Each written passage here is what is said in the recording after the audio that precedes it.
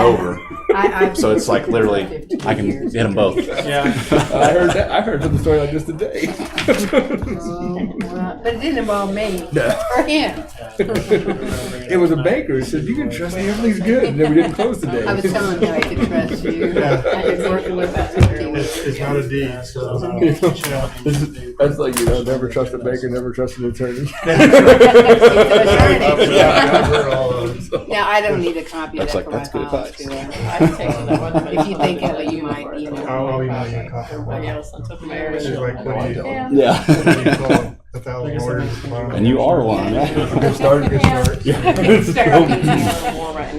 Did you ever see this? There was a movie that came out a long time Yeah, ago, he's doing great. and every person had a point system. So a senior citizen had points, a Jewish person had points, an attorney had points.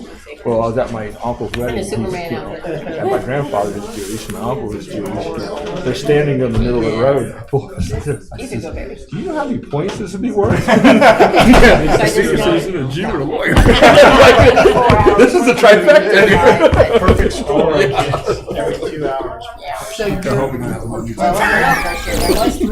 daughter was saying 5, so I'm getting these 4. Did you get it? So I'm trying to. Or are you working through the process? That particular house, if that's what you mean. Did you even put in a low ball, or didn't even do anything? Put in a low ball. They didn't want to. Did they even come back with They anything close? barely come down at all. We went back and forth quite a bit. So we actually have a contract on a house in Cahill now. Different house. Still love it just as much. You're not quiet, but still. I found a few problems with Live Oak, so I wasn't willing to go up. So you like the one in Cahill even better? I do. My husband. You'll win. Happy wife, happy life. That's what I try and tell him. That's right. Bob gonna be here? No. He's traveling back. If you need some reinforcement, you need some advice, have him call me, and Yeah, I talked to I'll him echo earlier that. today, and he Well, was I liked it because I he was was able to stay in the same traveling school, the and all the schools Appalachian are Trail good, but the bus back to route That's right. Warrensburg, back to You're Marlatt. you're just north of the railroad tracks there, yes. And then he's getting every school he's getting his knee replacement It's just surgery that done. the So bus probably route next will week, take her to next Twisters month. at the end of the day, Or which the is August me an meeting hour also. Yeah. every day. Wheelman in a wheelchair. Makes sense. Yeah. That was worth it to me. So I told him, that's not really a good excuse. So yours go to Ridgeview? Yeah. So where's the line? Is it Montserrat Park Road? Or? I think it might be. Okay. I know, like I can hear Ridgeview's announcements from my backyard, Yeah. so that's how close we are.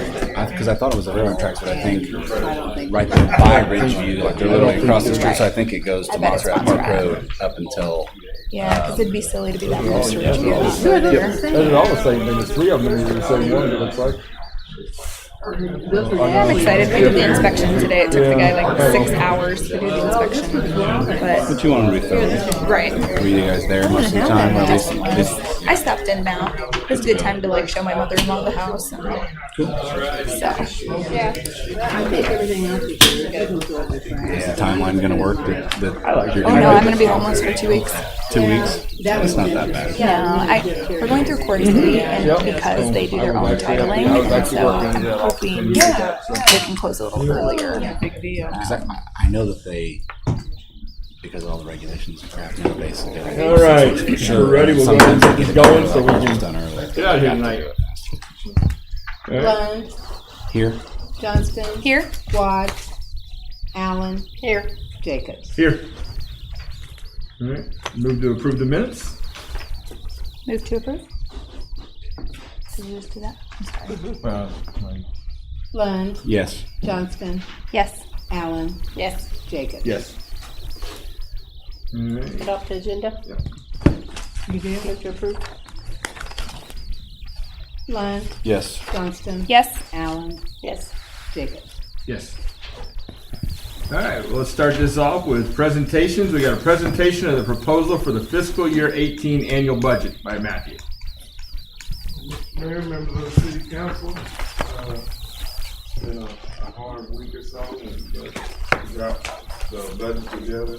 The budget presented tonight is numbers only, so the next time we present the budget, it will have all of the narratives and different things like that. And so this meeting, we want to focus in on the numbers.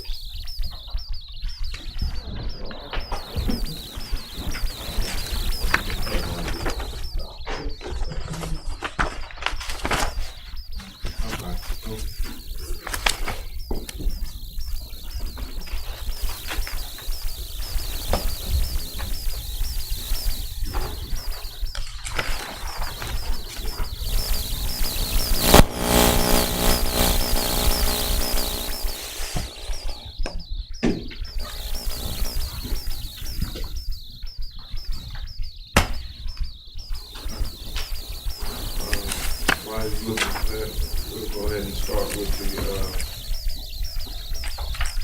adopted financial policies. As you know, revenues and expenditures have to match, but we also carry a 22% reserve requirement for our expenditures from the general fund. We balance the expenditures to the recurring expenses, so other non-recurring expenses are not balanced in the budget. And the funds that are over and above the required reserve are used as those.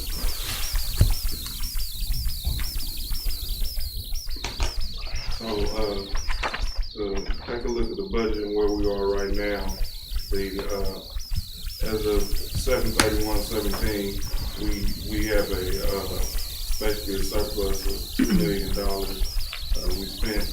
We brung in 16 million in revenues and we spent about 14 million in expenditures.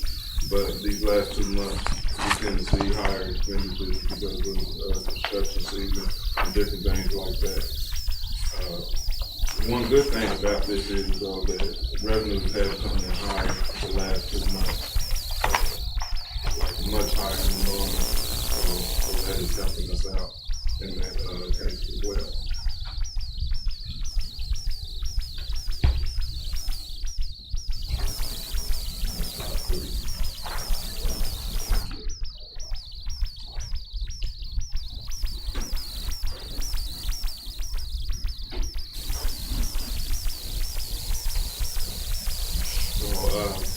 Our starting cash balance is projected, well in 17 was 5,074,000, and we expect an ending balance of around 4,390,000. This is due mostly in part to the cuts that we made last council meeting.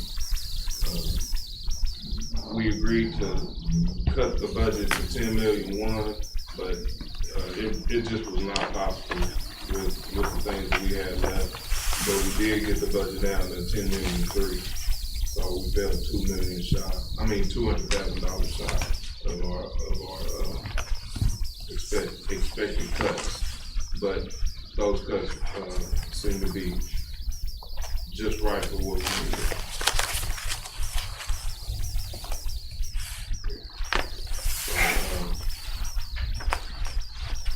In 18, our off-funds revenue is expected to be 22 million, and our expenditures are expected to be 28 million, 28.7. There's a big difference there, and that is mostly because we are receiving the funds for the general obligation bonds in 2017 fiscal year, but we will expense those revenues in 2018 fiscal year.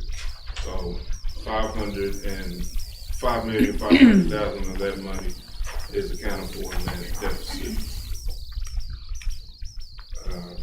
We project that the beginning cash should be 4.3 as we said, and then the required reserve will be 2,300,000. So that will be the money that will be set aside basically and cannot be touched unless approved by council. So our amount above the required reserve looks to be around $900,000, which is pretty hefty. In comparison to last year, we had around 600,000 again, or above the required reserve. So that gives us a little wiggle room. If anything goes wrong, if we need to do any kind of budget amendments and spend a little more, we do have some room there to do that.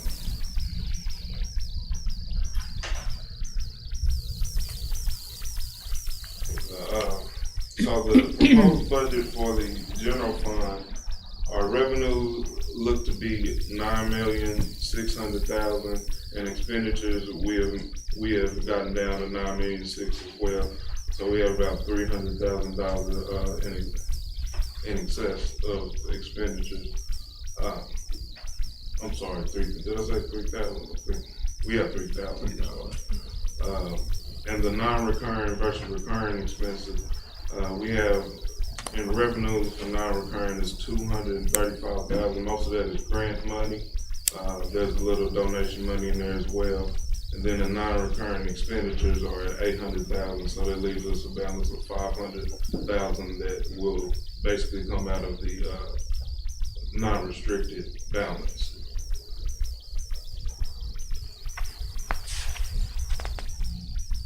Some of our recurring expenses include the HR representative that will be split with the Parks Department, moving the part-time evidence clerk to full-time, a couple seasonal street maintenance workers, and then the step increase in the COLA for all employees.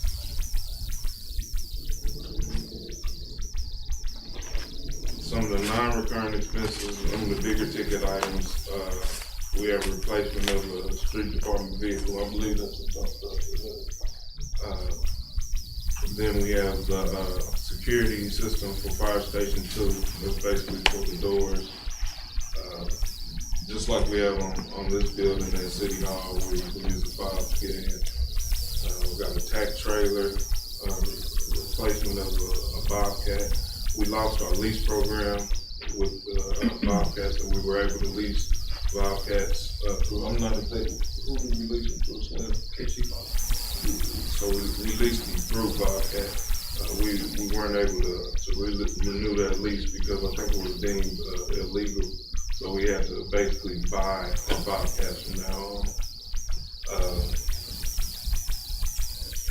We have the replacement fire vehicle. That is the vehicle that was total on Highway 50 at the beginning of the fiscal year. So we'll be replacing that this year. We received about $21,000 from the insurance settlement. So roughly half of that will be paid for out of general fund revenue.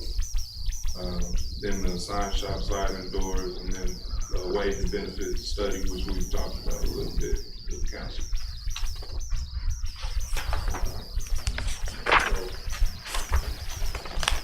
A couple of the other funds, the NID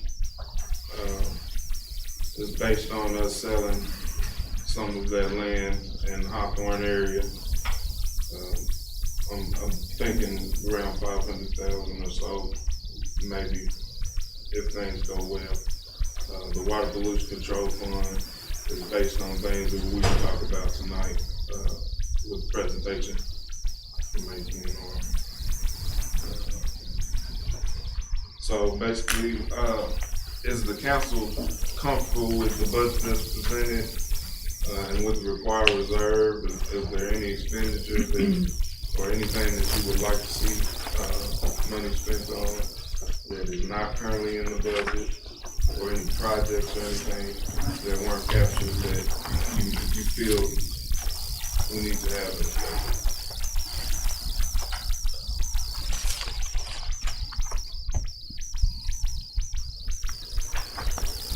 It sounded like everything we had discussed. Did anybody hear anything that? The only significant that I can remember coming out of council retreat that was not included would be the PR position. We couldn't find a way to squeeze that in the budget with all the other challenges we were having. So that is one of the key things the council was pretty adamant about, that we were not able to get in the budget. And one of the issues we had with the PR position was that it wouldn't just be a one-time cost. That's a cost that we would have to balance the budget year after year through recurring costs on top of increases and things like that. I think once we can get if the revenue settles out, stabilize a little bit, we might be able to work that in. But we have that on the radar, and we'll keep looking at that position as well.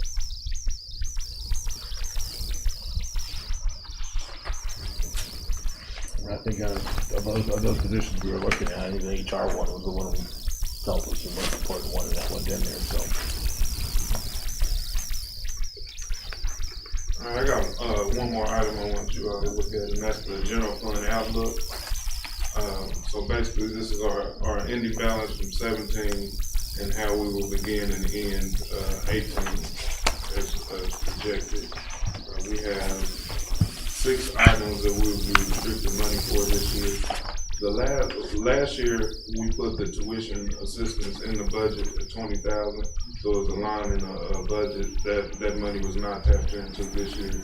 So what staff has decided to do is restrict that money for next year instead of putting it into the budget. That way, if somebody did come with a tuition assistance request, that we could just, basically, we would come to council and ask to spend that money.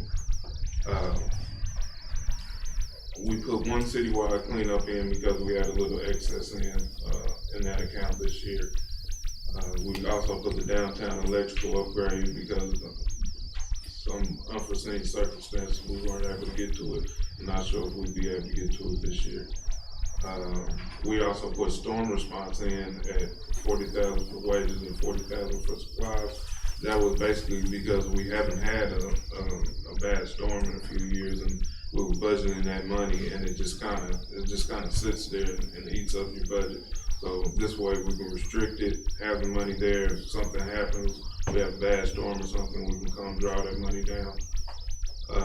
And then what we agreed upon a few months ago, the Hawthorne debt payment, to put another $260 up. So that will put us at $520,000 total for Hawthorne, in case we don't sell any land. Basically on the storm response, basically we're trying to just create a storm reserve.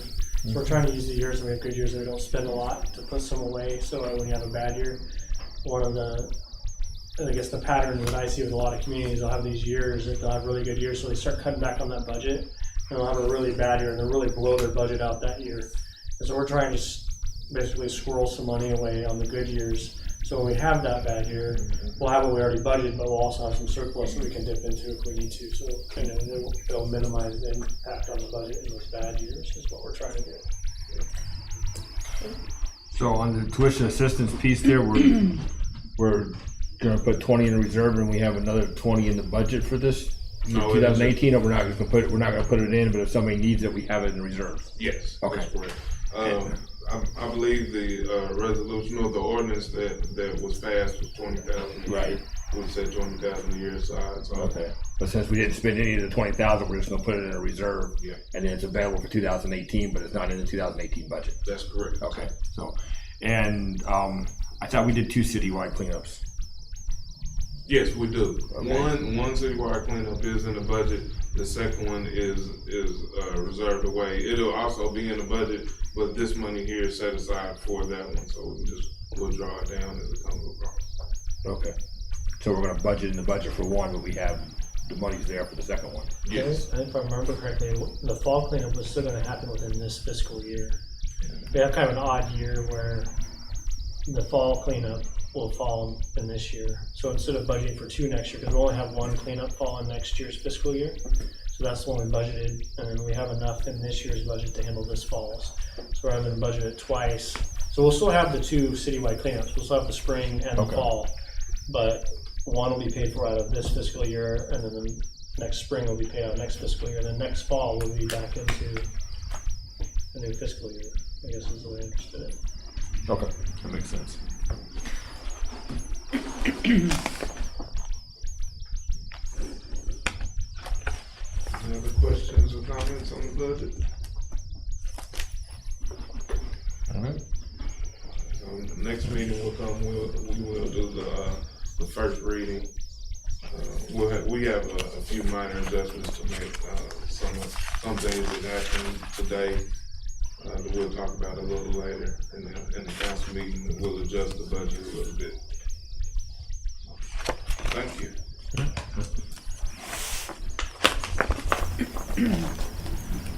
All right, let's open up the public hearings now. Let's see, we got a public hearing to consider sewer rate volume changes for the upcoming fiscal year 18 budget year by the city of Warrensburg, Missouri. Mr. Mayor, members of City Council, June 26th, HDR made a presentation regarding what our sewer rate increase could possibly be needed. Staff also asked that HDR look at what the fixed charge might need to be changed.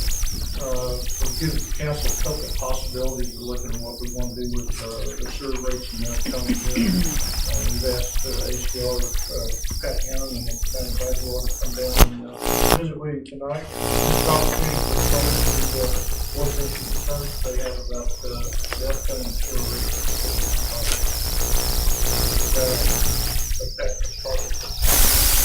Great. I want to go ahead and hit tonight's presentation. It's going to be very similar to the one that Amanda made back in June. We did update an alternative, I would say, rate increase to what we talked about in June, which basically changes from a change in the variable rate or volume rate to a fixed charge change within there. So tonight's presentation, we'll go ahead and flip through what was recommended, what we kind of put in place at the end of 2016, what that looks like for this year, and then remind everyone of the need for the rate increase by what we looked at for 2017. I can read the right buttons. Okay. So in 2016, this was the rate schedule that was presented in 2016. You actually adopted in 2016 the first set of increases. 2017, you'll notice as you look across this that rate structure was based upon leaving the fixed charge the same and changing the variable charge. Oh, I need to get closer or farther away to that mic. Get closer to it. So if you look at it on residential charge, it would be changing from this fiscal year of $5.11 per CCF to moving up all the way to $7 per CCF in 2021. And then there's a slightly different charge per volume charge on the commercial side of that. We did present to you in June a comparison on the sewer rate. Looking for what you've been generating this year in 2017. The first slide that I have up is the comparison that we made at that time, and what we found when we looked at your revenue for 2017 was that your number of bills or number of customers was slightly up, but your volume was down. That sometimes does happen when you implement rate increases. People will cut back their consumption to keep their bill down. And that's what we saw happening in 2017. And you can see that versus plan, you're a little over $400,000 behind plan projected for this year on the revenue side of things. What we then did was we looked moving forward. So this is 2018 through 2021, those same years. If we reduced that consumption back to the pattern that we were seeing in 2017, what would that mean to you and to the utility from a revenue perspective? And you'll see that we have those numbers. Then, so what these numbers show is if you pass that 2016 rate plan and with the reduced volume, the amount of revenue that you would be generating each year in 2018 through 2021. The next thing we did was take a look at the expenditure. So we looked at the revenue side. We wanted to look at the expenditure side and see where you were. This time last year when we were in front of you, your 2017 budget was about $4.6 million. During this last year, you'd amended that budget up to a little over $4.7 million. We worked with staff to look at budget for 2018. That budget had gone back down to $4.5 million for 2018, so a little decrease, which helps match what you're seeing on the revenue side. The major differences in there were a little bit different staffing plans for the different pieces within the utility, and a little different, a decrease in the capital improvement expenditures within there. Our next step was then to project the 2018 budget forward to 2021. So we've got some annual increases that do two different things. The first thing that we do for the increases is we inflate things like cost of electricity, basically at an inflationary rate. The biggest difference then you see is that capital funded from rates. You can see that's increasing each year, and a couple of years ago when the cost of service study was done, that was one of the items council at that time wanted to get, where you are putting enough money in that fund to basically fund depreciation, replace the assets you have in place. So we're still holding that by the year 2021, in essence, the amount you're putting away for assets would be equal to the depreciation rate of how fast your infrastructure is actually depreciating. And that's really why you see the 2018 revenue requirement about $4.5 million, but by the time you get to 2021, it's $5.2 million. And that's really the difference that you're seeing. The next thing we did was kind of make a comparison. So we've now updated the revenue projections. We've updated the expenditure projections based upon your 2018 budget. And what you see, of course, that first column is 2017. Since you do have the drop-off in revenues, you're running a shortfall this year using some reserves that you had in place. But you'll notice that cumulative balance projected at the end of 17 is very, very low. And so what happens then moving forward is with this proposed rate increase at those volumes that you've currently got, you're basically breaking even in 18, and then 19, 20, 20, and 21. As you move those years, you'll basically be building your reserves back up within that account. So we walked away from the June 22nd meeting with a recommendation which was to continue that rate increase. As Slim indicated, one of the questions that we had was, if you look at the rate increase that we have in front of you, or the proposed rate increase we have in front of you, it was all occurring within that volume charge. So on the residential side, greater than 2 CCF usage, the volume charge was going up to 560, and then you can see down below on the commercial it was going up to 488. The question that was asked is, we switched that from a volumetric increase to a fixed rate increase, to where you can better predict the exact amount of revenue you're going to get from this increase. What would that look like? And that's the next slide that I have for you. So this is new information, the first new information you have tonight. And to stay with the similar amount of revenue for this year, that fixed charge would have to go from $9 to $11.50. That's what you see up on the fixed charge row. And then what we've done is we've adjusted all those commercial rates in the same proportion, so that everything stays in the same proportion to that. And really what I've done with the next slide is kind of show you the side-by-side impact, because what I've done is I've given you one bracket that does a rate increase all by volume and one bracket that does a rate increase all by fixed. And I wanted to show you what that does to your residential users. So on the next slide, you'll see those two options side by side, and what you'll notice is down at the bottom of the page, what this does is this pushes a higher increase on those low users. Of course, the low users don't get the benefit of not paying an increase because on the volume charge, because they don't have much volume charge. As a result, by changing the fixed charge, their rate would go up. By the time you get up to that average residential user that you have in town, it's kind of a wash. And then what would happen is that the larger customers, if you push it all into fix, they would not see as much of an increase as if you impose a volume charge, if that makes sense then. So going fixed pushes it on everybody, but the one that sees the biggest impact is your low user. Somewhere in between will kind of affect both of them, but I kind of wanted to give you both sides of that, and then really open it up to questions that you have, because that was the main questions at the last presentations, and get the feel for the way council would prefer to go to it. Your options would be fixed charge, where you have a better feel that you're going to get that revenue in, but it affects those low users a little higher, or affecting the volume charge, where in essence you can still generate that revenue, but it counts on the users using the same amount of volume each month. So I'll stop there and entertain some questions. Did we ever figure out how many users we have that are on that low program? Amanda, of the 5,000 or so residential bills you have a year, about 1,000 of those bills would be the low users. That's a lot of your seniors too that are on those budgets. Yes, that's a good question. So that's 20%? Yeah, it's 20% or so of your residential customers. So and that's why I wanted to show you the comparison that we showed you. You can really see that impact. And that's really how we got to the point in 2016. The recommendations that were made were to keep that fixed always the same, right? Adjust the volume so those low users wouldn't be seeing that impact. The other thing that you could do with this that I didn't show, that I went ahead and ran through today, would be you could keep those 0 to 2 users on a $9 fixed. And what that would create is the users that are above the 0 to 2 fixed would have to go to $12 instead of $11.50. So it would be a very small additional change, but that might be a way for you to preserve that low user. And that's very similar to the rate structure that the city of Warrensburg had for, I'll say, decades. You had the $5 and then it ended up going up a little bit, but you had kind of a fixed rate that you really stayed with forever. And the whole purpose of that was to try to preserve those low users. So the alternative rate increase, you increase the fixed charge, but it's still showing the rate increase for the volume charge. No, Supposed to be a 270 or 272? The 270, yeah. Right now the 0 to 2 is 270. You are right. And we carried 272 through both sides of that. It should be a 270 on the right, and then the 0 to 2 currently is 511. It stayed 511, and the commercial is the previous page 480 or 456, and it stays the same as that. So on a rate increase, I mean, if you look at a percentage, because it's such a low amount from 9 to 11.50, I mean, at a percentage-wise, you're looking at a big increase, but actual impact, you're talking $2.50 a month, so what, $30 a year? Yep, it's the neighborhood we're in. And again, my concern is the same thing that I voiced back in June, and that is if you keep doing on the volume side, that target is constantly moving, and it's impossible to take care of. By adjusting the fixed rate, you stabilize out that target.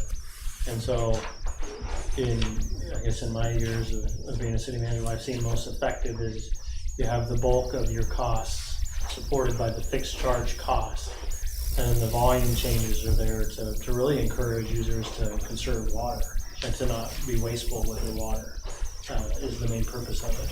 And I guess I still stand on the recommendation to Warrensburg as well. And if I was asked with positionally where you are right now, I pulled up this revenue requirement analysis again. When you look at 2018, we're basically break even with that.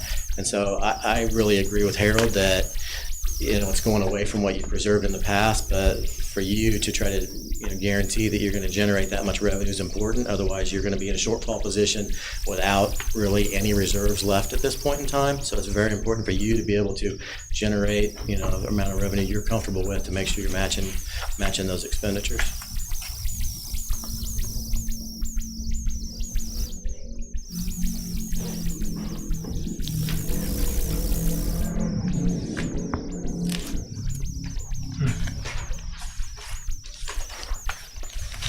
The advantage of making the change to the fixed because it locks those numbers in pretty steadily. Seems like you'd have more consistency too. Right. And people still may change their consumption, but you're less variable now on what's going to happen with that. A lot of it, I mean, we got the energy saving toilets, and, you know, and a lot of the apartments, the new apartments should be built or putting in stuff like that, so, you know, I think some numbers are going down for those reasons. And we're seeing that across the region, actually. All the consumptions are dropping. There's rate increases, but largely because of low fixtures and things of that nature. I mean, it looks to me like in the long, in the grand scheme of things, we're really talking about, for 80% of our people, about 30 cents. Yeah, it's a fairly small change in what the billing would be on each one of them. And I'm not comparing that to existing, I'm just comparing those two rate structures together. So for most of your customers, yeah, whichever structure you pick, they're going to see very little difference between the two.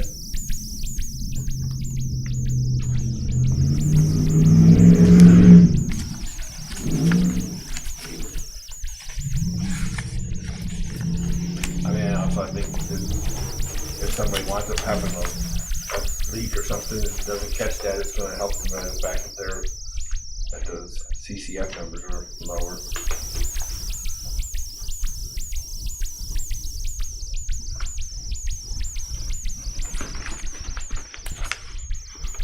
So what are we looking for? A recommendation on where to go here, or what are we looking for? Yeah, we'll need a directive from council whether you want to stick with the proposed rate increase, so that would be leaving the fixed rate at $9 and then the CCF charges at $272, going from $270 to $272, or whether you want to take the alternative rate increase and that's moving the fixed charge to $11.50, and then your volume charges would stay at what they are today, at $2.70. And the 511. Yep.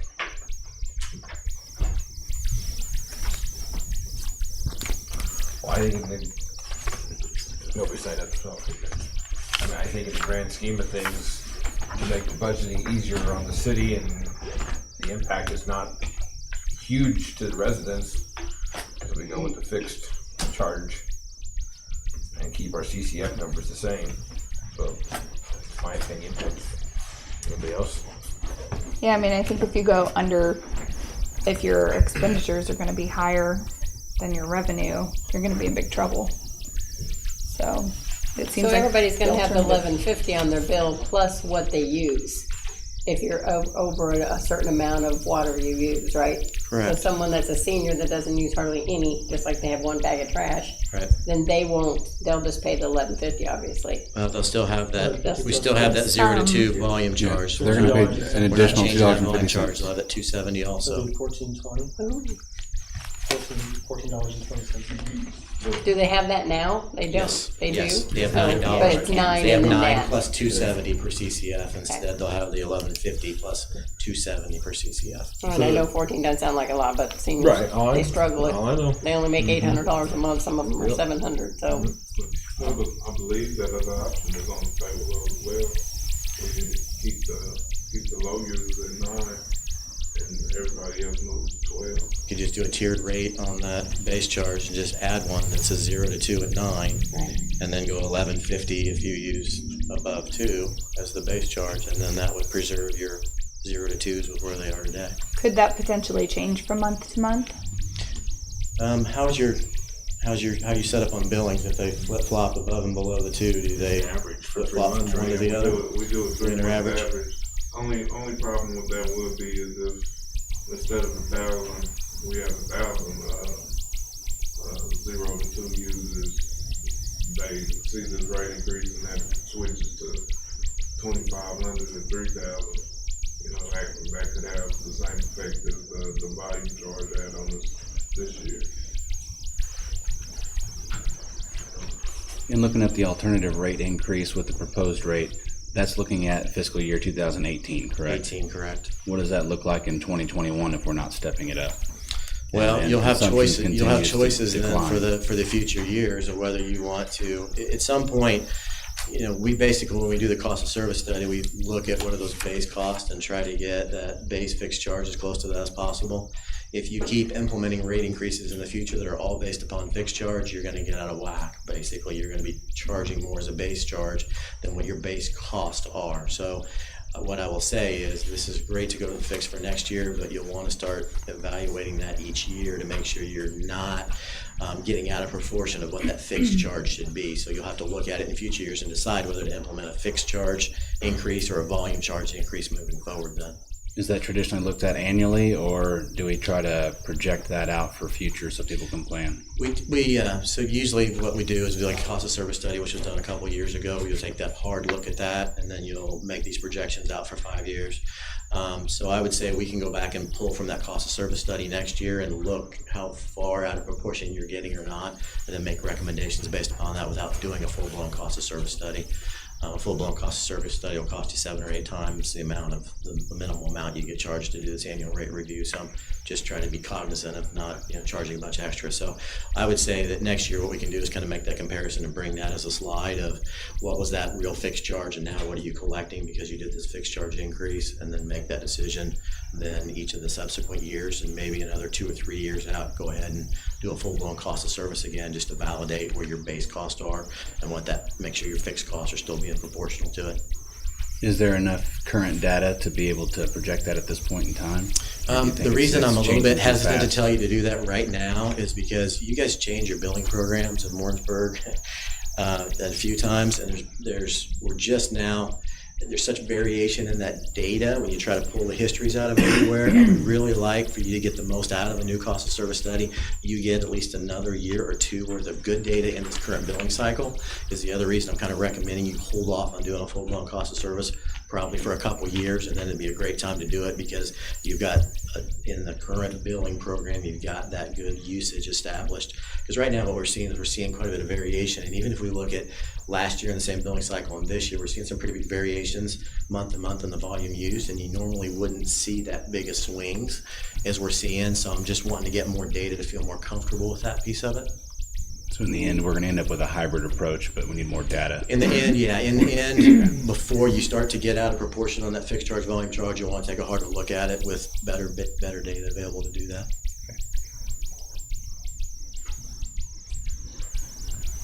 Any other questions? So do you want me to send down would you like me to send down a rate schedule that leaves the 0 to 2 at the $9, takes the fixed charge for the other residential users to 12? Is that what I last heard, or? When do we have to act on this? We're gonna have the first meeting in September. When we have to work. I'd like to see it tiered. Can we see what that looks like on paper? Yes. Next meeting? Yeah, I'll send it down. Overall. You see the exact numbers now? Great, thank you. How does the water work out these years? They pay a fixed rate again for the water for the dorms and Yes, we have something. What was ECM? I don't have to know the amount, but I'm curious of when there's a lot of vacancies in the dorms or such, and then. I do know that they put in the water efficient sinks and toilets and we did see a difference like immediately from that. Which is good on their side, if they weren't having, that's good. Yeah, it's good on their side. Yeah. Not so good for us. Yeah.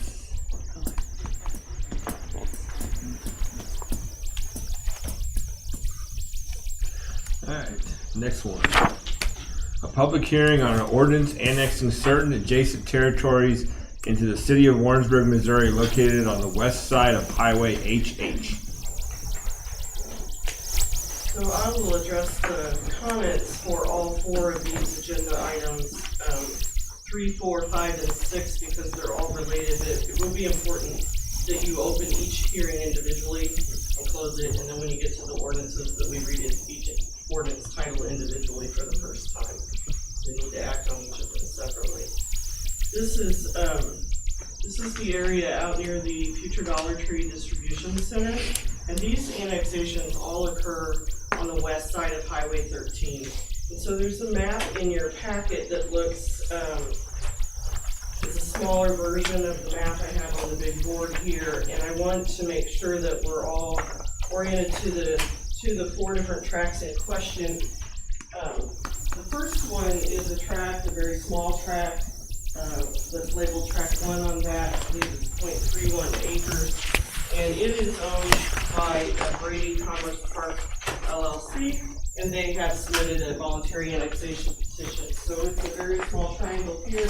It's adjacent to the Cahill subdivision to the north.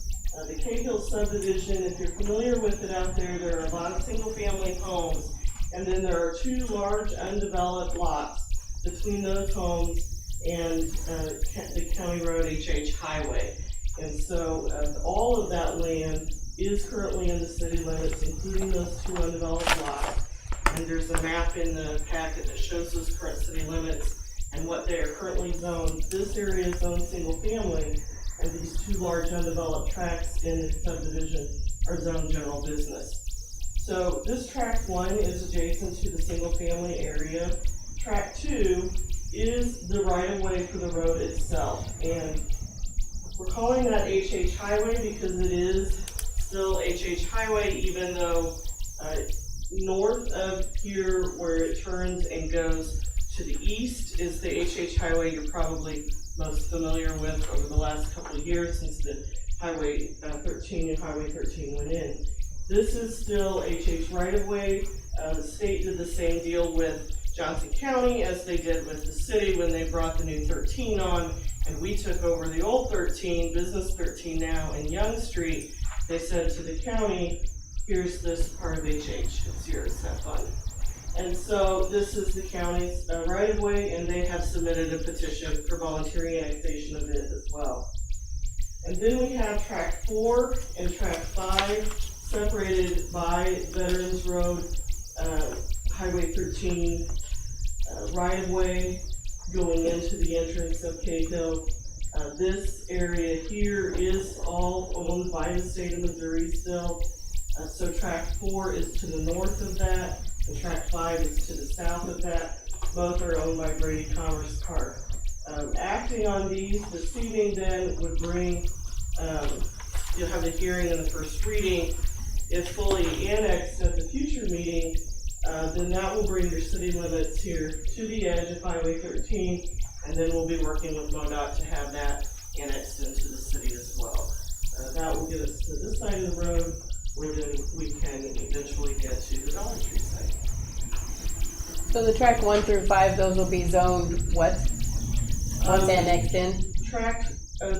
Right now we're not doing track 3 this evening, we just have 1, 2, 4, and 5.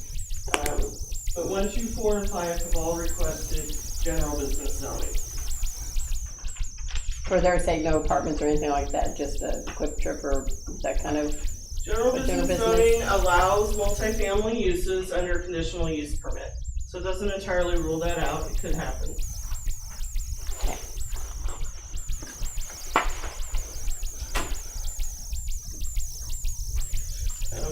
Staff has posted notice of the hearings this evening in the paper, and it was also included in a letter that was mailed to property owners within 300 feet when they were notified of the zoning hearings as well. And so I have not received any comments on the annexation at this time. There were a Planning and Zoning Commission talked about it at their meeting last week, and there were no comments at that meeting either.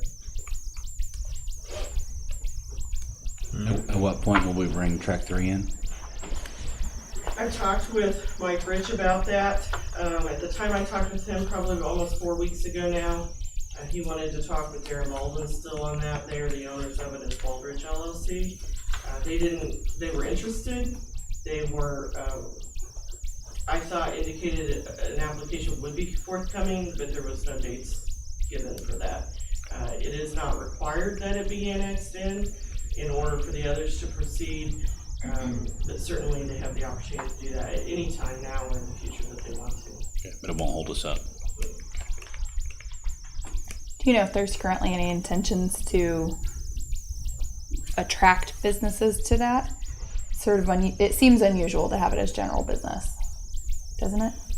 Well, the comprehensive city plan that was just updated does show that area. I believe what it is, community. I want to say community commercial. That's what it says. Yeah, community commercial. So it was considered to be a business area around an intersection since it's right there on the two corners of Highway 13 and Highway 50. Do they have to get annexed as general business instead of commercial or such? I'm just trying to protect some of those owners that may be a little upset if they start building apartments under general. I'm not sure there's a difference between general There's business not? and commercial. Based off some of the conversations I've seen from Cahill, I think they'd rather have apartments than commercial. Oh, okay. And there's already a general business buffer that's closest to their houses right now, so I don't think they're gonna be So remember, opposed to having the those next two parcels property are be a already zoned general business. Which I don't think a lot of the Cahill residents know or understand. That's what this map here in your packet shows, that coming across from Enterprise is all single family, but those two large lots are red, general business, and they were zoned that way by the original developers when the subdivision was originally subdivided and zoned.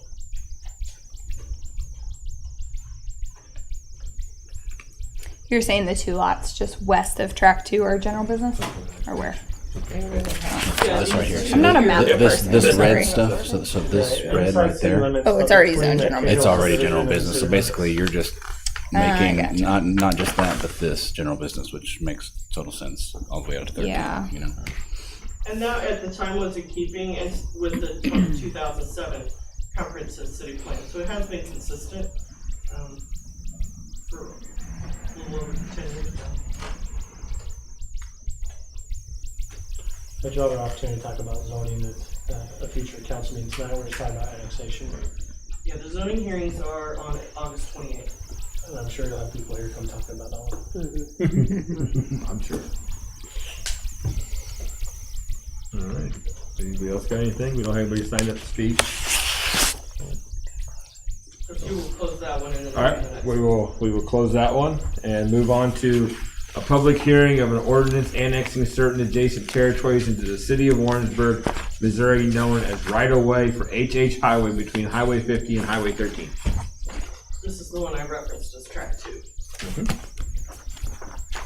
All right, and nothing like anybody signed up for that one. I don't know if it's something we'd even. Once that's annexed in, is that HH going to become the responsibility of the cities to care for? Right now, it's county right away. That's a conversation the county would like to have. That's the with meeting us. you're having with them Tomorrow morning. Tomorrow morning, okay. If we were to get possession of it, could we destroy it? Because I don't see a usage for it, to be honest with you. To the south, you still need it for accessibility to some of the property There's two down near the highway. tracks on the west side of it that would need to figure out access to those lots. Okay. It's possible, but there's some things that we'd have to consider to be able to do that. Isn't there future development to the north that, maybe this is what you just said, I'm not a map person, so I apologize, but isn't there future developments over there to the north that have an access road that goes to HH? Or it's a road that started from Cahill, so you go into Cahill, take That a road right. is in the interior of Cahill. Mhm. So the HH, where we terminated it, I'm not quite tall enough, but where we terminated it here, Mhm. for the purpose of this legal description, is where it runs into the 13 right away.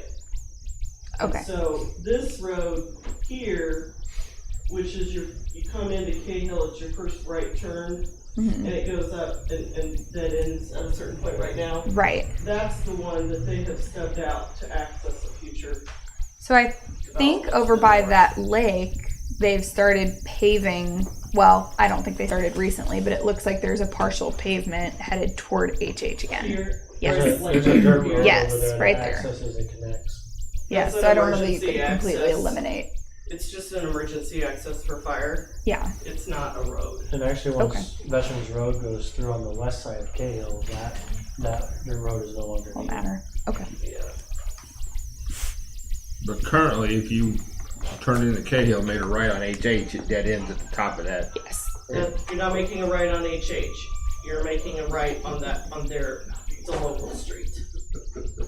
Well, Holland. okay, both of them dead. If you turned in and you went Right. north here, yes, it dead ends. Okay. Cause there used to be a stop, Go there on into Cahill. used to be a stop sign right there. And then they took the stop sign down because that road's not used. It doesn't connect to 13 Right. anymore, no. Okay, that's what I'm saying. When you go up north, it dead ends. I've never turned up there, but once you go north up there, it dead ends. And, Yeah. okay, Both HH dead ends. right, If you actually went into Cahill and took this road north, it also dead ends. right. Yeah. Okay. But it looks like it's intended to be finished at some point. Yeah, I think the future expansion of Cahill goes to the north. Right. I think there's future phases, and that road will eventually go through. Right. But it still won't connect to 13.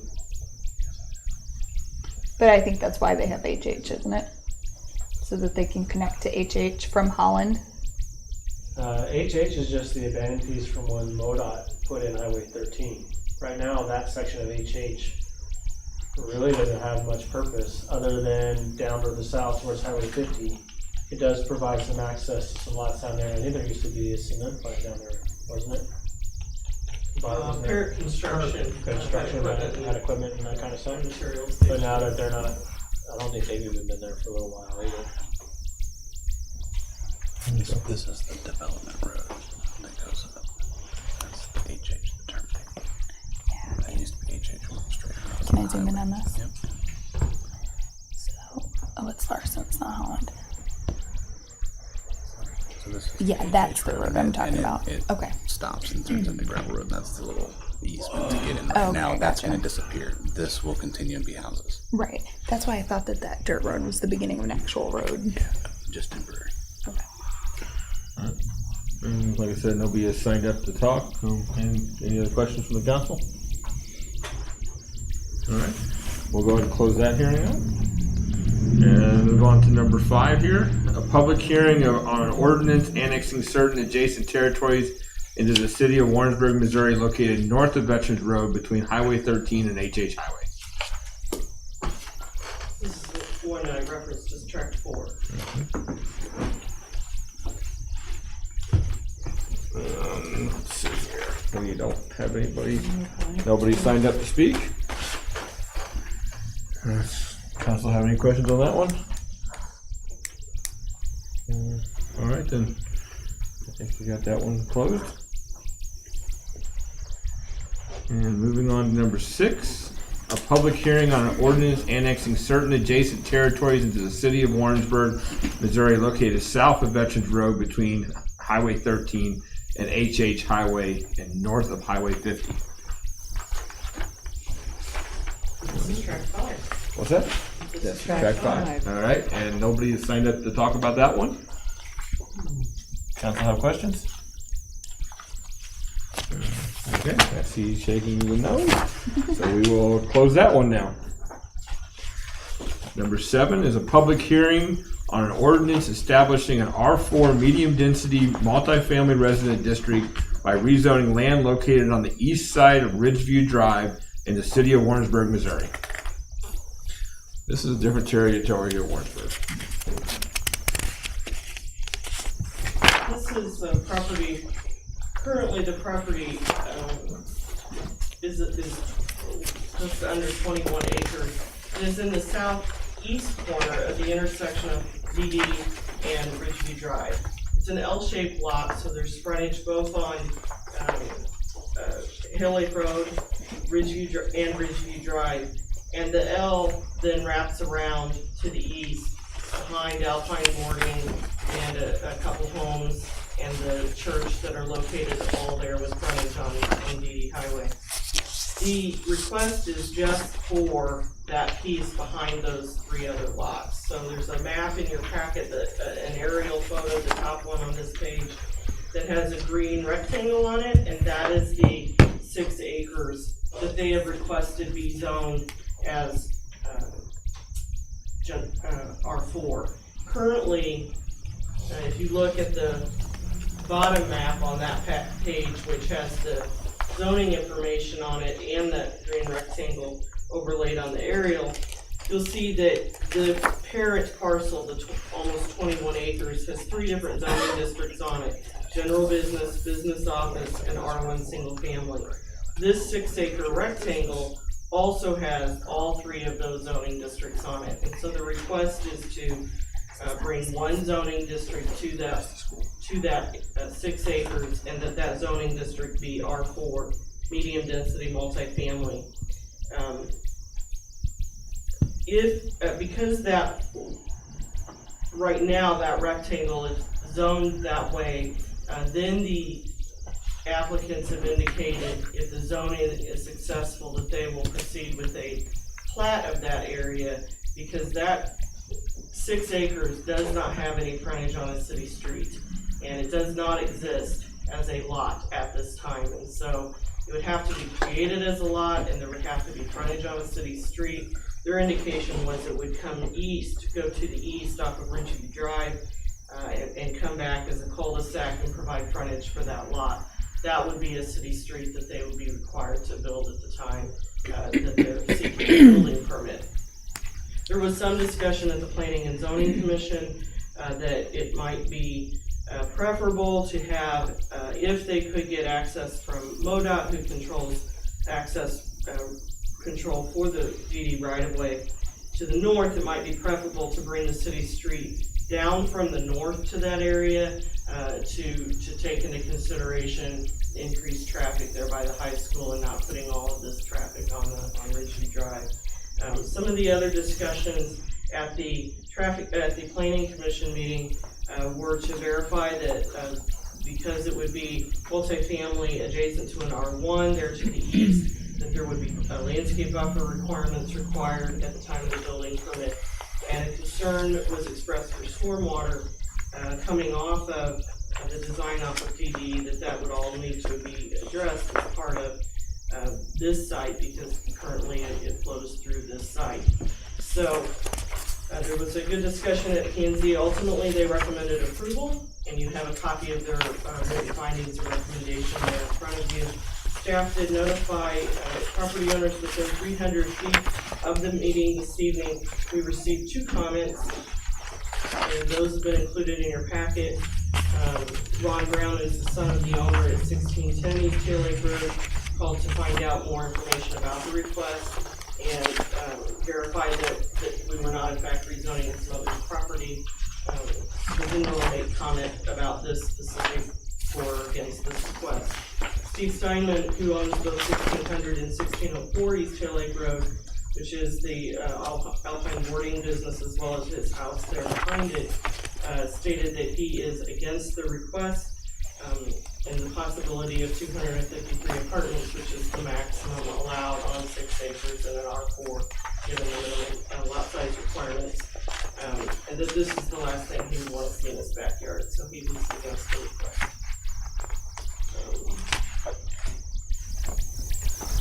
I'm happy to answer any questions.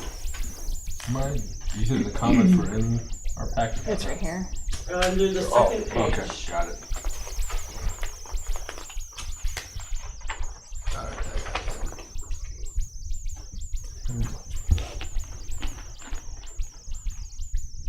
The applicant is here this evening if you have questions of them. The indication on the application is that if approved, it will be used for a senior housing project. Whether that happened or not, R4 is R4 for any use or request once it's done that way. And as we talked in the planning and zoning, once it's changed, it couldn't be changed back unless there was a legitimate reason to change it to a different. Yeah, there would have to be a change in the facts that would warrant that.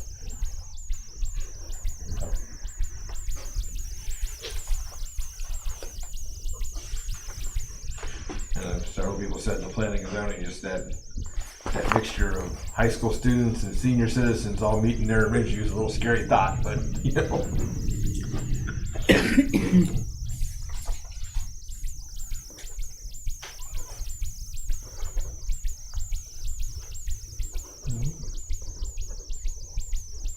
Questions? Nobody has signed up to speak on it? Good down there? Yes. Good. You good, Robin? All right, so nobody signed up to speak on it, so we will go ahead and close that one.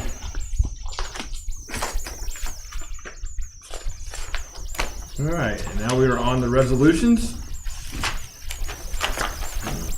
We have a resolution of the City of Warrensburg, Missouri, authorizing the city manager to sign a zoning application to establish a general business district for city-owned property recently annexed into the city, known as right-of-way for McGuire Street, Business Highway 13, Hawthorne Boulevard, and Northwest 21 Road. For the last couple of months, you all have been taking action on the right-of-way that is for the future design of the roundabout at Hawthorne Boulevard and McGuire Street.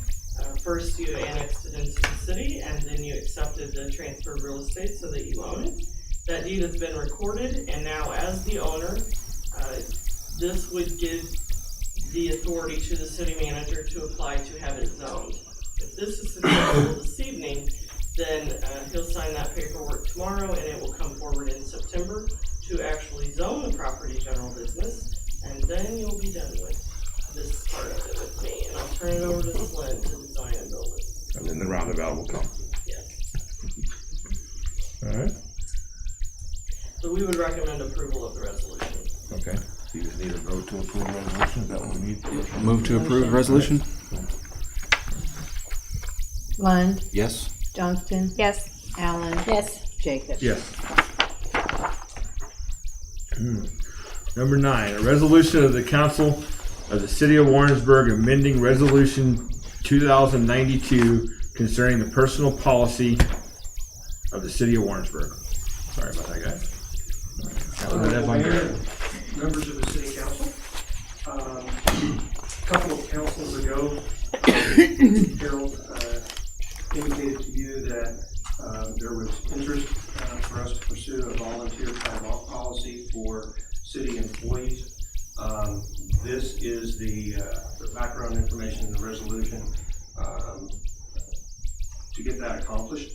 Again, it was the desire of the city of Warrensburg to encourage employees and colleagues to participate in volunteer activities by providing the benefit of that paid time off so that they could volunteer for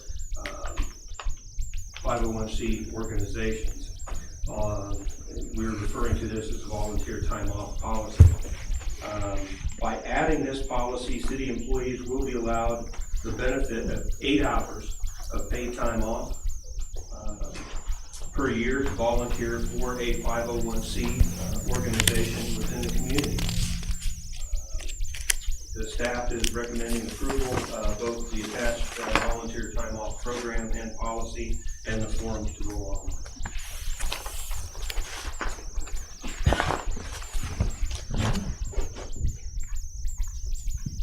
Is this at the request of employees, or is this just a recent trend? It is a recent trend. There are a lot of corporations that are doing that, but I think also, it was the desire of both employees as well as staff to be able to provide, that benefit to them, so that it benefits not only the city but the community as a whole.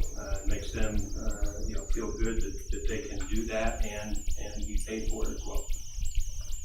It's a way to provide opportunity for employees to interact with the community in different ways than what they normally do. I think it's a great idea. We do it at our business, and it's very well received. So. All right. Anyone make a motion? We need a motion. Move to approve. Lund, Yes. Johnston. Yes. Allen. Yes. Jacobs. Yes. All right, number 10, a resolution authorizing to change the name, logo, and brand of the Warrensburg Animal Shelter. All right, Sarah, you're up.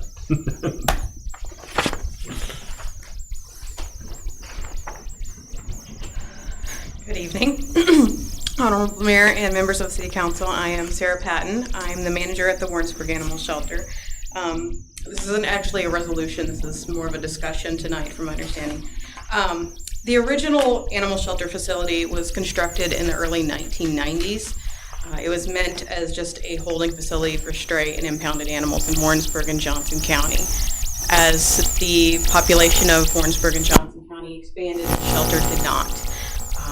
At that point in time, the capacity was 24 dogs and 9 cats. By 2005, without expansion, the shelter had reached to where 50% of the animals being admitted to the shelter were being euthanized due to lack of space. In 2010, a second facility was constructed on the shelter property, and by utilizing both the old facility as a holding and quarantine type area and the new facility as an adoption center, we now have a capacity of 60 dogs and up to 85 cats that can be handled at the animal shelter. Over the years, we've also developed several competitive adoption programs, as well as other programs to help the animals within the community. And by 2016, we were housing around 1,000 animals per year, and less than 5% of those animals are being euthanized at the shelter at this time. Euthanasias are usually only carried out due to animals that are unsafe to be placed back into the community, or animals that are extremely ill or injured, and it's the best thing that we can do for them at that time. Due to high euthanasia rates early on, the shelter developed a very, very bad reputation. Over the years, we've worked to try to fix that and change that reputation, but it's still ingrained in the minds of many of the residents of the community. So we feel that changing the brand to the one that has been proposed will help kind of get away from that old stigma of the animal shelter. It also brings us into more of a culture of Old Drum. Old Drum is kind of an icon in the city of Warrensburg, and we feel that by naming the shelter after Old Drum, it does a lot to kind of bring his memory along with us. That's my part. Do you have any questions for me? What is your currently euthanasia rate? Currently, we're at that 5%. We reevaluate every year. Okay. I know you had an event Saturday. How many did we get adopted Saturday? Saturday, we adopted 10 animals. We also sent 2 animals to one of our partner rescue groups, and we have a third that we are working on the transport system for getting into a rescue group. So it was a very successful event. We're very happy with the results.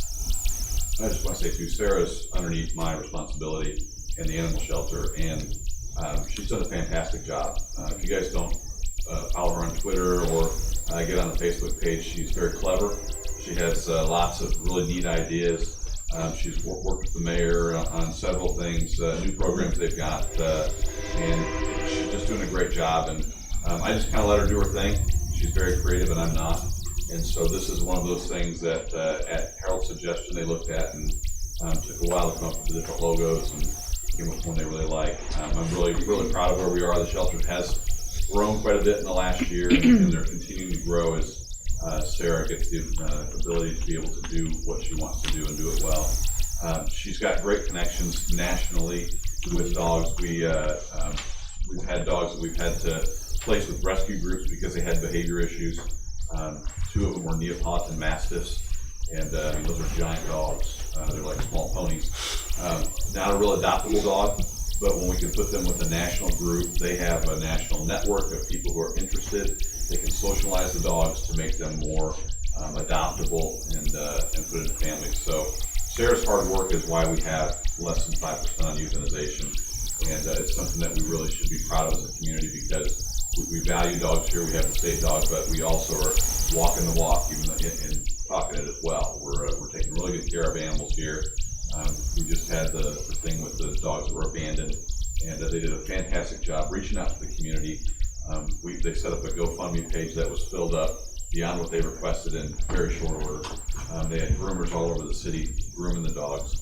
This community loves animals, and I think this is a great way to not only put a different label on our shelter, but also to help Sarah move forward with your support, showing that she is doing a great job out there marketing the shelter to the public.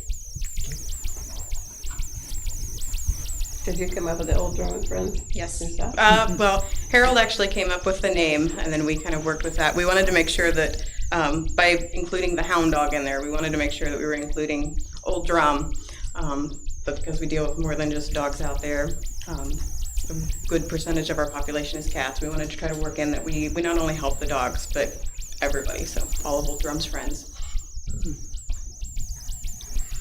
I will say that I was one of the people when that was first proposed, I was a little hesitant on, but going out there and seeing the program you're running and stuff, that I am now in full support. Good. Thank you. Are we able to use the Old Drum logo, the one that's consistent across the community, or are we not able to do that Like the tourism. in this case? Yeah, just the outline of Old Drum, the profile view. I think it's the one tourism uses that you might be thinking of. The one that's recognizable, Old Drum Cafe, all over town, that Old Drum logo. My recommendation, if we are able to use that, is to keep it consistent so that people driving by see that symbol and go, oh, I don't think Old they are. Drum and it's animal shelter. I don't think they are. The one that Visitors Bureau is using and the one that some of the other organizations are using are not the same. Visitors Bureau is all dog. Yeah. The one that I picture is like a side profile of a dog, just an outline. I think I've seen the one that's just the head too, but usually I see the one. I know when the Visitors Bureau established that, I had made that comment of why don't we uniform these, because they were different. I would try to make it uniform with one of those, whichever one is most prevalent. Maybe is the ones who crossed it for Old Drum Bakery and Coffee House. That might be it. Is that just hers? Do we have any other logos that we use for Old Drum? Yeah, I was gonna say, Main Street and the Visitors Bureau's logos are not the same logo. And for this one, I think from a design perspective, You wanted it to be separate. kind of playing. Yeah. And Got so if we had the stoic one like Main Street uses, it wouldn't fit the design element of what we're going for the graphic. Yeah. Make it more fun. And you can incorporate a cat. I think it's a great idea. All right. Well, I guess I'm allowed to do this, so I'll make a motion to approve the resolution. And then you guys move forward from there. Okay. Lund, Yes. Johnson, Yes. Allen, Yes. Jacob. Yes. Thank you, guys. All right, we got some first readings here.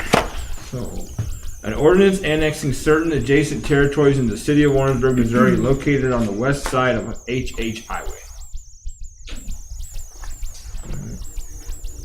These are just for first reading only. Okay. So we'll come back for second reading at the August 28th meeting. So 11, 12, 30, 14, we're not making nothing, we're just You're not reading taking it. action, Okay, you're just reading it. fine. Okay, perfect. All right.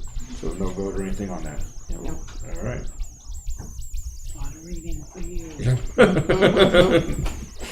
All right, number 12, an ordinance annexing certain adjacent territories into the city of Warrensburg, Missouri, known as the right-of-way for HH Highway between Highway 50 and Highway 13. Anybody have any comments? All right. 13, an ordinance annexing certain adjacent territories into the city of Warrensburg, Missouri, located north of Veterans Road between Highway 13 and HH Highway. All right. I will take silence as no comments. And the last one, number 14, is an ordinance annexing certain adjacent territories into the city of Warrensburg, Missouri, located south of Veterans Road between Highway 13 and HH Highway and north of Highway 50.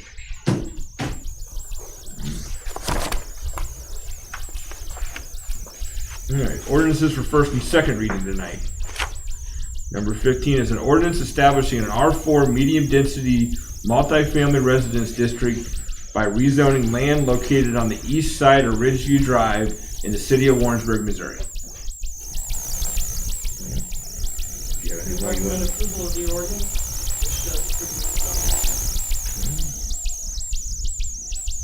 Any motion or comments? Move to pass said ordinance to second reading by title. Lund, Yes. Johnston, Yes. Allen, Yes. Jacobs. Yes. Excuse me, this is an ordinance establishing an R4 medium-density multifamily residence district by rezoning land located on the east side of Ridgeview Drive in the city of Warrensburg, Missouri. This is for adoption or rejection. Lund, Yes. Johnston, Yes. Allen, Yes. Jacobs. Yes.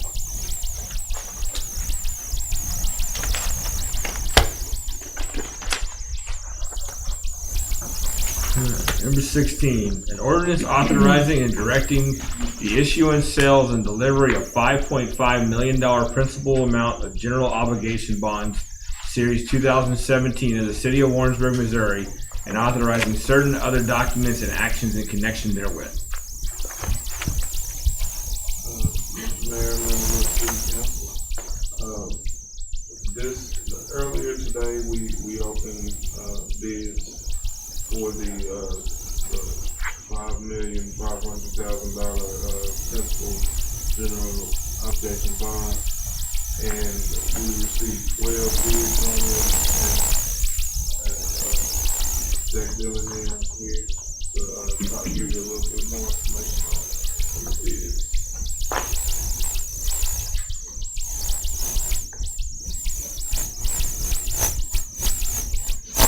Thank you, Matthew. Good evening, everyone. Jack Dillingham with Piper Jaffray. As Matthew indicated, we took competitive bids this morning on the $5,550,000 of GO bonds, and the results of those, I believe you have it in a bid tabulation form. You'll see that.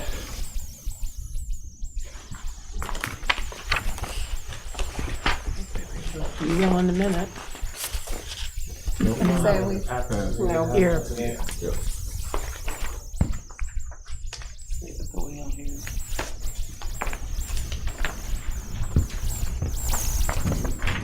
are the final numbers. I don't believe those are the bid tabulation. Is this something we'll have to approve? No, I have a summary of the 12 bids, and what you have there are the supporting numbers or the actual debt service requirement numbers for the best bid. And I'll be glad to cover those, and we can get to the point where Sid Douglas, who's also here tonight from Gilmore and Bell, would be present to discuss the ordinance itself. Really, I think the backdrop of our financing tonight revolves around the process since the voters approved the bonds on the two propositions back in April, getting from there to tonight. At the council meeting that we all attended back June 14th, I believe it was, June 12th, the council authorized us to move forward to obtain the financing and the competitive sale that took place this morning. In conjunction with that, the most major step involved obtaining a bond rating for this issue. And so the process with Standard & Poor's, the city has outstanding a rating on its annual appropriation debt, the certificates of participation that have been used for various financings such as this facility we're in tonight over the past several years, back in 2008, 2009, and 2010, I believe. But never before had the city voters approved, in recent memory at least, any type of a unlimited tax general obligation bond as what was approved obviously by the voters in April. So this would be the first rating that the city would apply for and receive with respect to general obligation bond debt. The outcome of that rating was assigned a few weeks back of AA minus.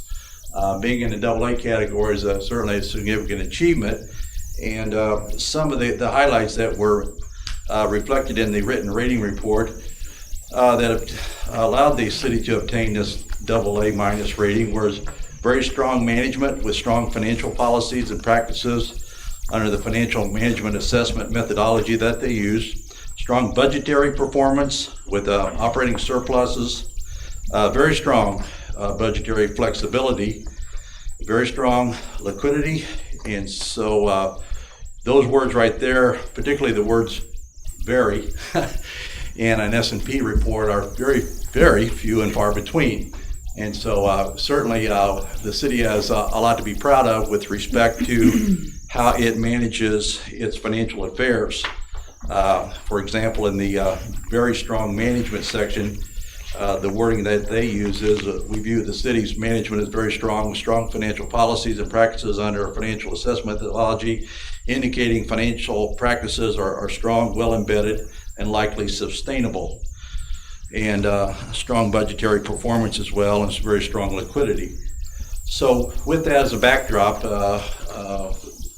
we move forward to today, where we did receive 12 bids that ranged from a net interest cost, true interest cost, I should say, of 1.46%, which is the best bid, the bid that you have the actual financing numbers on. That bid was submitted by Fidelity Capital Markets. The cover bid, or the second place bid, was Commerce Bank. And as indicated, the Fidelity Capital Markets bid of 1.46% was the cover bid, was literally 1.476. So just within 1 basis point, or a little over 1 basis point, meaning 1/100% higher in net interest cost. The 12 bids that we received range from this low bid or best bid of Fidelity Capital Markets that I mentioned at 146 to a high of 1.66. So all 12 bids were within basically about 0.2%.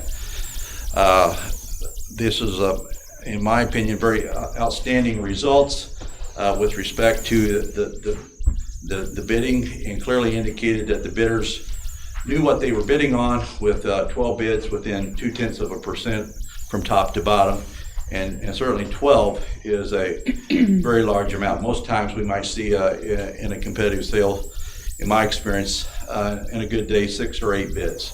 So having 12 bids is quite outstanding. The numbers that you do have, I believe, in front of you are the full set of financing numbers with respect to the best bid. That, in other words, they're marked final in the top of the title there on page 1, sources and uses. As you can see, delivery date is August 30th. What that means is the city will have the money on August 30th.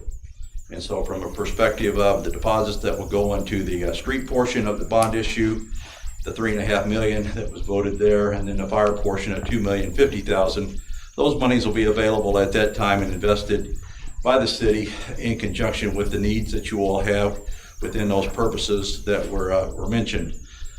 In terms of the overall net interest cost of the city, you can see that there was a premium, net premium that was submitted in terms of part of the bid of some $332,000. In essence, to come to the true interest cost, we subtract that from the interest column on page 2. If you look at page 2, you can see the interest over time. Under that third column from the right is some, $621,000. And so that's offset by some $332,000 of premium, meaning the net interest cost to the city is about $307,000. The anticipation of total net interest cost at the time we called the election back in April was about $550,000. So we're $250,000 better off in terms of interest cost based on the outstanding rating, the number of bids, and the bond market. Certainly, while the anticipation was that rates for municipals that are tax-free and therefore work around and with the tax policies, federal taxes, in other words, income taxes, and that corporate income taxes were probably going to go down. Congress has done nothing towards any tax rate cuts, and so therefore the market has shrugged that off and is continuing to follow the traditional ebbs and flow of market conditions. And certainly with the outlook right now at home and around the world, certainly municipal bonds, treasuries in general, are a safe haven for investors. And so in other words, we've seen interest rates fall. We've seen interest rates fall all summer. So clearly, I think the timing is great, and you follow that up with the fact that we didn't need the money immediately after the bond election, if you will, so certainly waiting until now, till you needed money for financing some of the projects, obviously, that are closer to moving forward. I think all in all, it's worked out real well. I'll be glad to answer any questions you might have, or defer to Harold or Matthew with regards to any other comments they might have. So, sorry, I have one. On this bond, now we've got the money, obviously we gotta pay it back, and the tax dollars, tax money from Right. people will get it. Property tax. Yeah, a couple years from now, it could be ugly, right? It could raise where we have to What? charge more? No, it's the same, it's fixed? Yeah, Okay, simple interest, fixed rate. okay. There are various interest rates established, as you might see on those various maturities. That sometimes is the reason I get that question, because as you can see here on page 2, if you look under the column coupon's old lingo for interest rate. We used to clip the coupon on our tax exempt bonds semi-annually at the out of the safety deposit box, right? You go to the guy at the safety deposit, ask for the scissors, or at least grandma did. They went away in '83, but we still use the lingo coupon. But we have various coupons, various interest rates on various maturities there throughout the life of the payment schedule, but those are all fixed. Harold? So when we did the assumptions with the bonds, what interest rate did we assume we were going to get? When we Sure. put numbers together? About 2.7. So we assumed a 2.7% interest, and we got 1.46. Right. Which represents that $220,000 savings. Yeah. Which ultimately means that we can pay these debts off even faster than what we originally. Yeah, the taxpayers will pay less for these bonds than we anticipated. So the $5.5 million, $5,550,000 plus the $200 and some thousand of interest is ultimately the payback, as you can see under the column there, total debt service. I just want to say, I think that shows the strong financial status of the city right now, that we're on the right track, we're doing the right things, and the market is reflecting that and giving us very competitive rates and good bond ratings and those types of things. So we need to continue moving in the direction that we've been moving. So Mayor, Sid's here. I think you have the ordinance in your packet. This afternoon, we were able, obviously, to fill in interest rates and the proposed purchaser. And with that, obviously, we need to have first and second readings as it reflects. So I'll turn it back over to you. All right. Does anybody else have any questions? Any more questions? All right. Just need a motion. Move to pass. Oh, I can't remember. Second reading by title. Lund, Yes. Johnston, Yes. Allen, Yes, Jacobs. Yes. This is an ordinance authorizing and directing the issuance, sale, and delivery of $5,550,000 principal amount of general obligation bonds, Series 2017 of the City of Warrensburg, Missouri, and authorizing certain other documents and actions in connection therewith. This is for adoption or rejection. Lund, Yes. Johnston, Yes. Allen, yes, Jacob. Yes. All right, number 17, an ordinance amending ordinance 5271 concerning the annual operating budget for the fiscal year beginning October 1, 2016 for the city of Warrensburg, Missouri. Mr. Mayor, members of the city council, this is basically part of what we discussed last week, with bringing the budget from 11,300,000 down to the 10,000,001. As I stated earlier in the night, we were only able to cut the budget around $800,000, which is still a substantial amount of money. But we did get it down to 10,000,300,000, and that cut reflects the new ending balance that we expect for 2017 and for the ending balance for 2018, where we will have $900,000 hopefully as the amount above the required reserve. The amendments you see before you all departments, cutting budgets, finding money where sometimes there might not have been, basically stopping most spending for the year, except for the most important aspects of the city.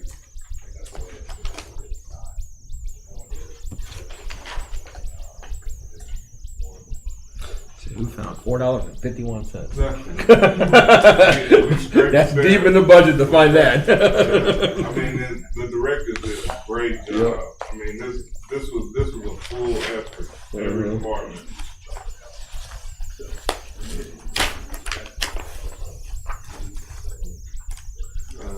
Staff will recommend approval of the ordinance. I definitely have to say that it's amazing you guys were able to do this. This is impressive.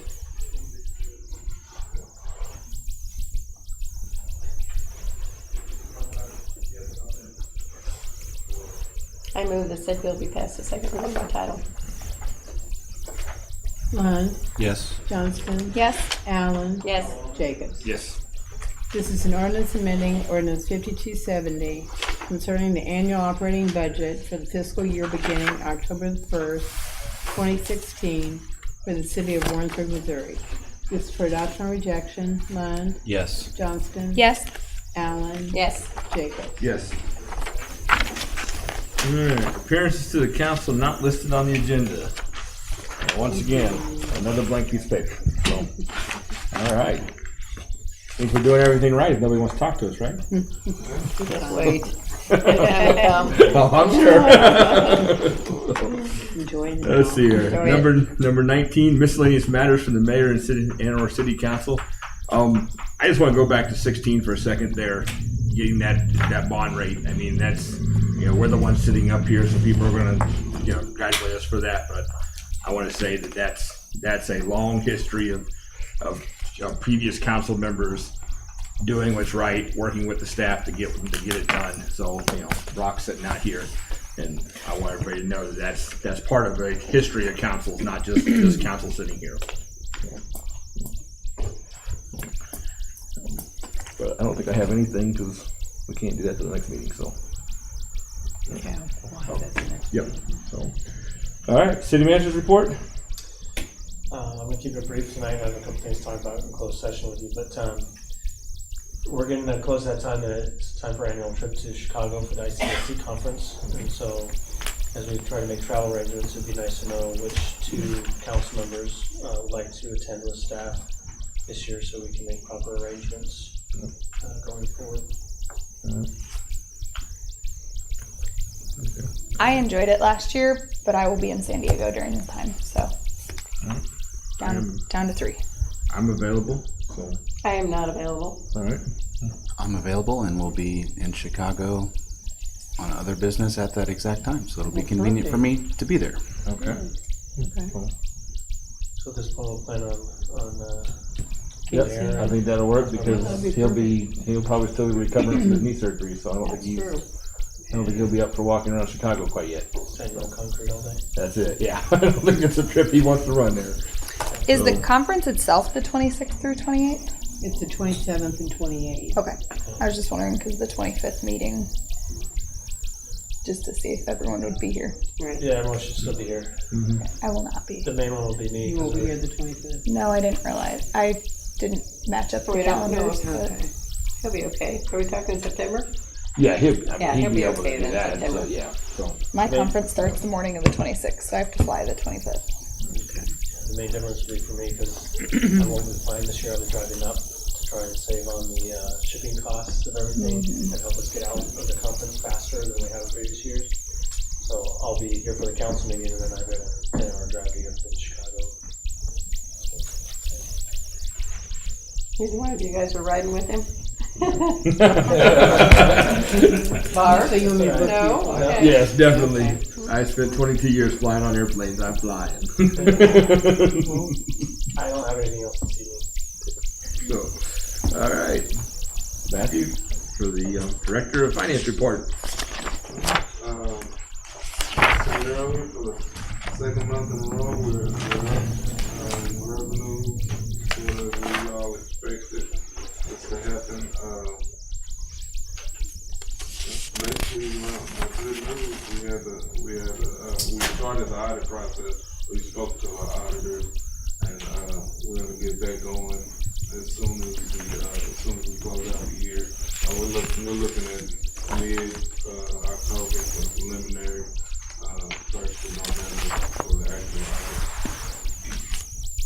Next month, next council meeting, we'll have the property tax levy. So that's where we will levy the property taxes basically for December, for the general, the park, and the new geo bond levy. Those will all be set next meeting. Last year, didn't we do like stay the same or something? What did we do? I remember that. They always stay the same unless there's a change in the assessment value, then it can go back, basically, or it could go up if the assessment value drops. So we're gonna talk about it next meeting. Yeah, but it's the same. It'll be the same.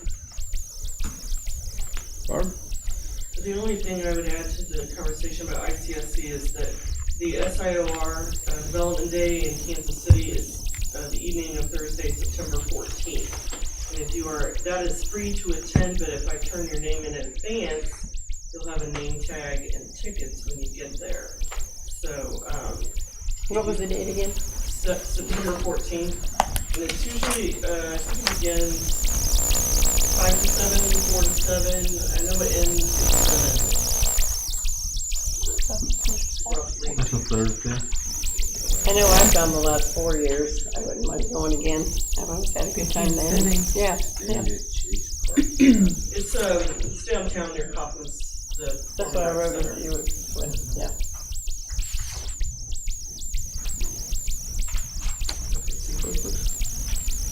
I didn't bring my calendar, so I'll have to email you.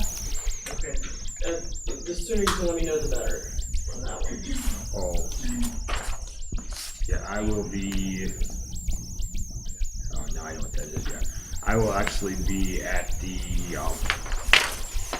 real estate state meeting that day, so I won't make it. I'll be in St. Louis. Can you send some info to me? Yes. It really helped a little bit.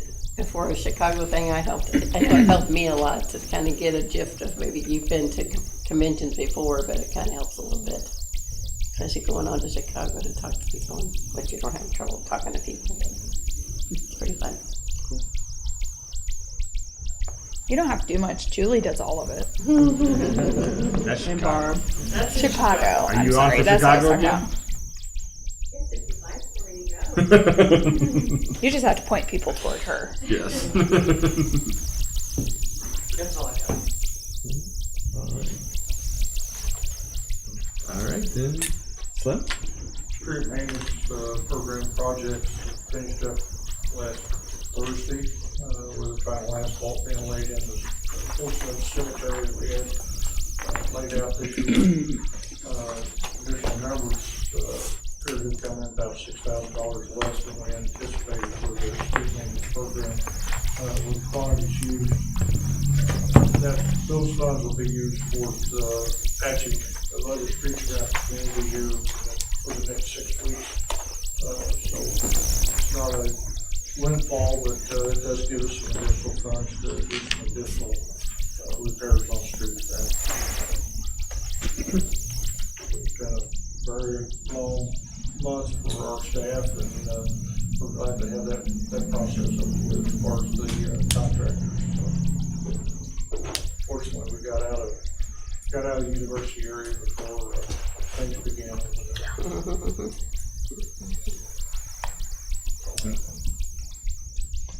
On a separate note, I realized that college started, so street signs all over town are missing. But someone mentioned that Colton Street does not have a sign anymore. We had quite a few missing this morning. I was told. We'll put it on the list and see if we got an additional one open there. I actually called GCM because one of my apartments had one of those state signs in the basement. Yeah, so your officer came and got it, thank goodness. I don't know if it's your barrel or Highway's barrel, but I may have Slim's barrel in it. Slim, It's a Slim's, I don't know. McGuire and Colton. I should have been more specific. I don't know if you're missing a barrel, Slim, but I have one in one of my apartments. I tried to collect it, but I couldn't find anybody there at the time I went. Yeah, it's okay. It's still in there. I haven't done anything with it. Just set it out, let them know. I'll let you know if I find Colton or something, I don't know. Yeah, maybe you have that. I might. sign. I've lost 3 on Grover. I put them out one day for my signs. I bet there's a ton of them in Lions Lake, but I'm done putting one out. It was actually in somebody else's yard that I don't manage. It was close to Brock's house, and my sign was in it. So I just picked it up. Go back. You got anything, Gary? No. All right. Marcy? All right. The WCB had a report, and it's included in the city manager's report. The next WCB meeting will be August 24th. Following the meeting, we'll have a meet and greet. That'll be 5:30 here in the council chamber. So the public stakeholders will have an opportunity to meet about me and about what we're doing and our goals. We have a really big event that we're totally excited about. Next week is our solar eclipse. We've been working with the chamber to keep an up-to-date list of all the activities and events. We just found that printing things out, it was getting too much. Things were changing. Just today, we learned of new events. So we're utilizing social media and our website. That doesn't mean that if someone doesn't have a computer, we're not helping them. I had 2 seniors that came in last week that we sat down at my computer and I helped them. I printed out flyers and we went through the website to help them. And that I learned that probably our oldest visitor is coming from Arkansas, and she's 105. Wow. So I'm hoping, fingers crossed, that she's able to make the trip and that we can connect and we'll do something fun on social media. So that's it. Do you have an up-to-date list of who still has the glasses? Yes, Outback Truck, Salvation Army Outback Truck is free. 1 per person, limited supply. They had 20 plus as of this morning. Salvation Army is $2.50, and the Daily Star Journal is $2. Great. Leave it to that newspaper to sell them.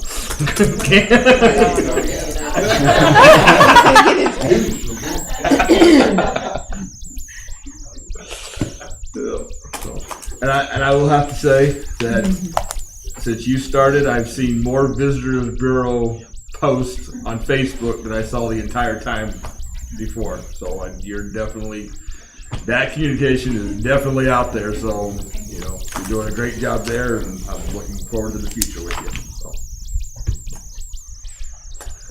Tanya? Anything, Gary? Me either. All right, moving right along. Doty? NASA closes Wednesday, and Thursday we have the dog and Warrensburg United. His goal is 300 dogs. We're a little bit worried about that. I am too. We're worried in that we think that we're going to get that, and where we're going to get all those dogs. We're excited about it. I'm gonna figure out what the max capacity of that pool is. Your doggies get treats or something after or before? Yep, we actually have 300 dog treats coming. So first 300 people will get dog treats and dog treats. You know, and then they're also Orange Lake is bringing for the first 150 humans. They're bringing. I think she said they're bringing their new shake. Is what I think they're. What do they call it? What's she calling those froyos or something of that sort? Smoothies. Smoothies, okay. Yep, that's your name. So we're excited about it. We appreciate the donation. And as I've been telling people, if you don't have a dog, we'll take care of that problem too. The animal shelter will be there. I think she said she was going to try to bring as many dogs as she could fit in the car. So I told her, don't challenge me, or might show up with a huge van. So.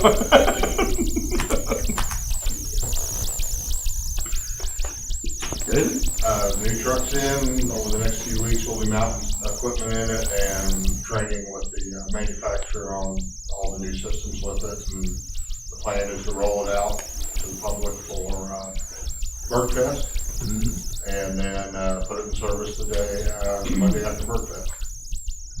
And the meantime, it'll be being trained on massively. 2 weeks ago, I unintentionally frightened everybody by wearing my vest. So I'm now wearing it on the underside of my shirt. We instituted a mandatory wear policy for all officers. And Good. so as an officer in uniform, I thought I should lead by example, so I am. And but it's not nearly as scary now. So it scared Harold and the other department heads, and also at Rotary that day they wondered what was going on that I had on my flak jacket as they called it. That's all I have. No. Anything else? I've asked the mayor to take me off of JCDC and replace me. Right. And then I'll be going to the September 6th for Eggs and issues. that also. I'm going to go to Eggs and Oh, Issues. and you're gonna go to the BCC. Yep. I guess Warrensburg's going to be the representative, right? September 6th. Yes. What did you just say? In Warrensburg going to be the Right. featured Yeah. city. So if you're looking to get a tour of the base, the B2 and simulator possibly, this is the month to attend, September 6th. It's Warrensburg Community Day. We want to make sure that we have a large showing to show our support for BCC and the mission at White. That's all I have. No, I don't have anything. All right. And Casey Lund said he would take that position, but since we didn't have a chance to get it on the agenda, we will take care of that appointment And at the next meeting. So. And I talked to them today. Well, they emailed me. They don't have another meeting till September 27th, so you won't miss out on anything. Good. So. I don't think I have anything. I think I've covered everything I wanted to cover. Do we have a closed session? Yes, we did. Need somebody to read the closed meeting. Vote to close part of this meeting pursuant to section 610.021 of the revised statutes of Missouri relating to 1, legal actions, causes of action, or litigation involving the city and any confidential or privileged communication between the city and its representatives and its attorneys. 2, leasing, purchase, or sale of real estate where public knowledge might adversely affect the amount paid in the transaction.